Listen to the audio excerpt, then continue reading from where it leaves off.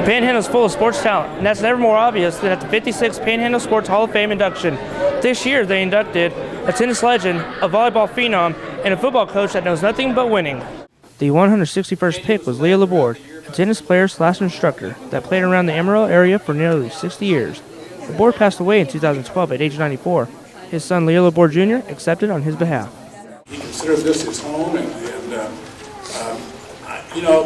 I wondered. I never thought much about why he did what he did. I mean, he was a coach, he was a teacher, but toward the later years of his life, so many of his former students and players came back and said really great things to him, and he really did seem to touch a lot of lives. So. A graduate of Amarillo High NWT, Sarah Butler Carthel dominated at every level of competition she played in. Sarah explains the rivalries in the Panhandle and Texas pride. John Mark said it the best tonight when he said, we fight like cats and dogs. I mean, Tasco's and Amarillo High, we fought like cats and dogs. But if one of us, was successful and made it out, we rooted for them as they went on into state or region, that kind of stuff. And I think it's the same way everywhere. But the rivalries are intense here. And, everybody wants their school to be the best, and everybody wants to be on the evening news and everything else. And so, but he's completely and totally right. Once they go into that state arena, the whole Panhandle really rallies behind them. Like Wellington is a perfect example this year. I think everybody really rallied behind them. So it was pretty neat. Don Carthel won football championships at both Eastern New Mexico and WT.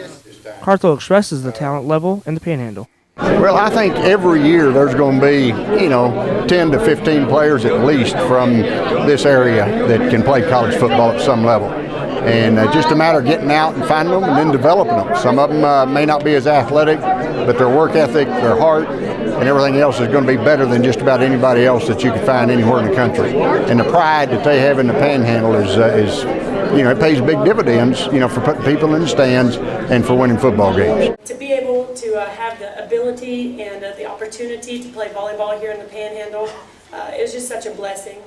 And God has blessed my life richly over and over again. We had great football players, but I coached over 500 athletes those eight years, and every team was different, but every team had tremendous work ethic and pride in what they did on and off the field.